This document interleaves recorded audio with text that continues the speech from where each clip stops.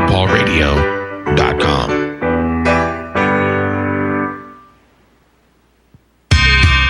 Sounds like Vegas.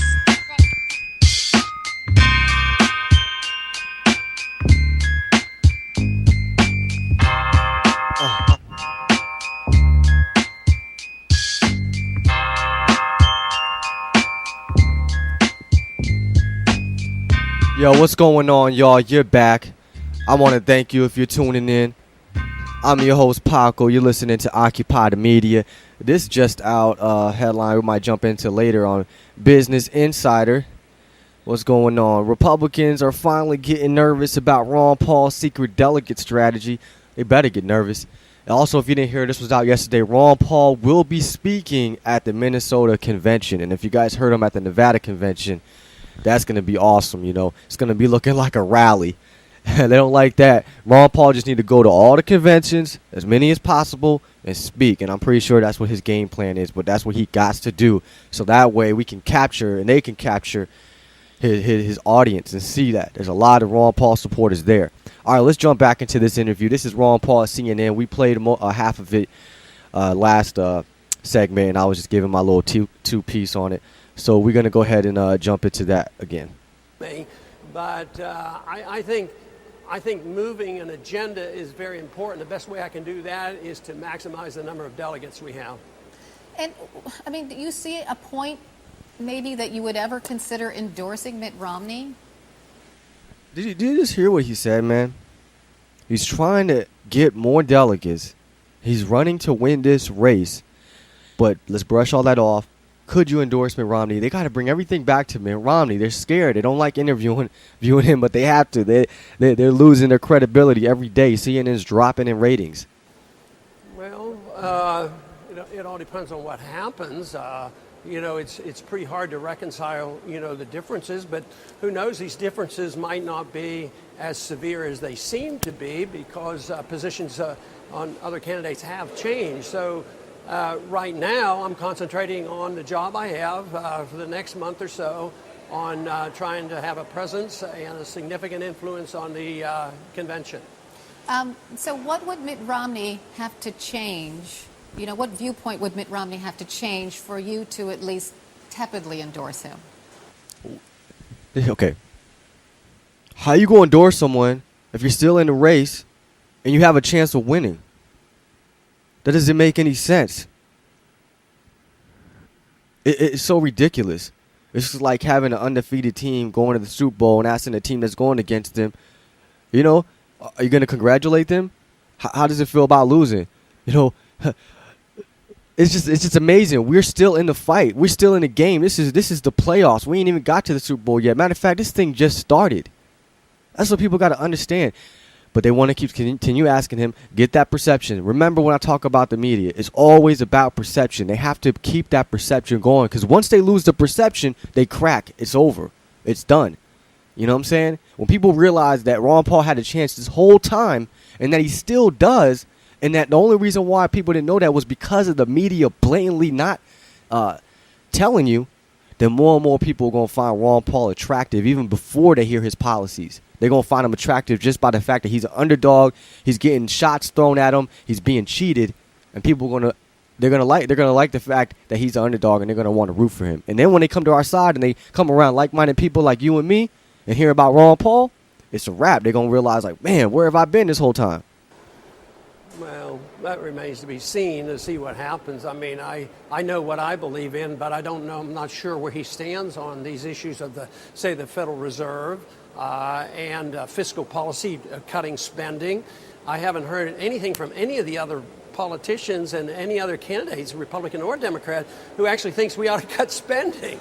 I think we should cut a lot of spending and that we should have a different foreign policy. So I really don't know the details of where he is on these positions. Newt Gingrich and Rick Santorum have endorsed Mitt Romney, but some might say rather tepidly. Why do you think that's so? Why don't they get more enthusiastically behind Mitt Romney? I have no idea. You'd have to ask them because I think their views are fairly similar. It might be more personal than anything else, but only they could answer those questions. Do you think Mitt Romney can beat President Obama?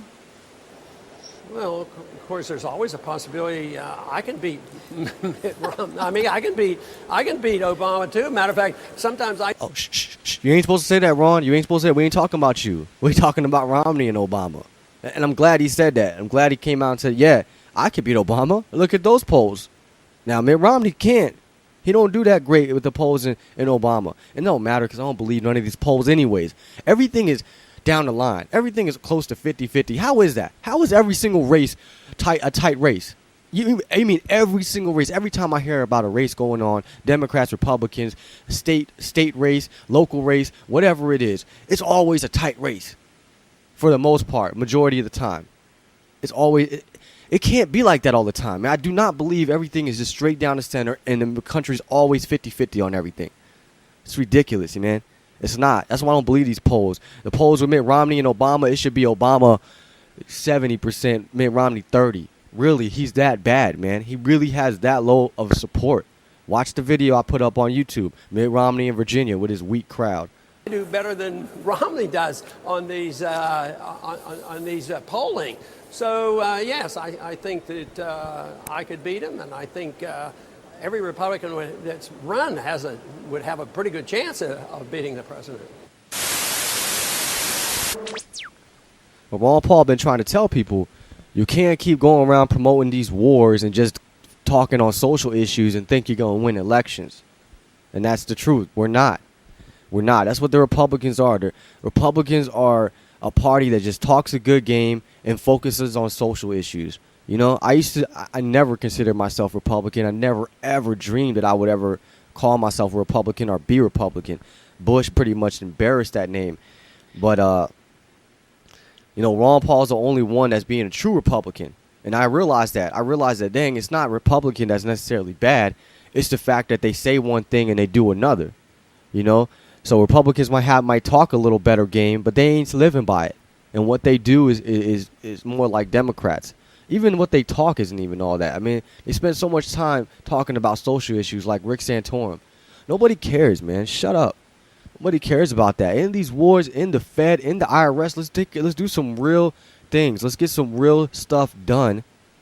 And then you can go socialize amongst people like yourselves and talk about that. If you want to be at church amongst Christians, you know, you have a certain way you feel about contraception and all that stuff, whatever. Keep it to yourself. Now we got North Carolina. They just passed a law where gay marriage is banned, or the state doesn't recognize marriage unless it's a man and a woman. Look, man, they want to be recognized by the government just like those other people. How about not recognizing anybody? How about saying, hey, we're as the government, we don't care who's married. Matter of fact, we don't recognize any marriage. That's how it should be. Nobody should get benefits. No one should get any privileges, nothing, because you're married. Got a little 2 18-year-olds getting together that everybody know they're going to break up in about a year or two, but yet they're getting benefits and privileges that someone who might be together, boyfriend and girlfriend, 9, 10 years, can't get. And it's ridiculous, man. All it is a setup, a trap when you get married. You know, just for the government to tell you who owns what, and if you guys want to break up, when you guys can break up, when you're divorced, man, forget all that. That's what's causing all these problems. Just take away marriage, let people call it what they want, do what they want, but don't expect nothing from the government. All right, we're headed to a break. I'm Paco. We'll be back.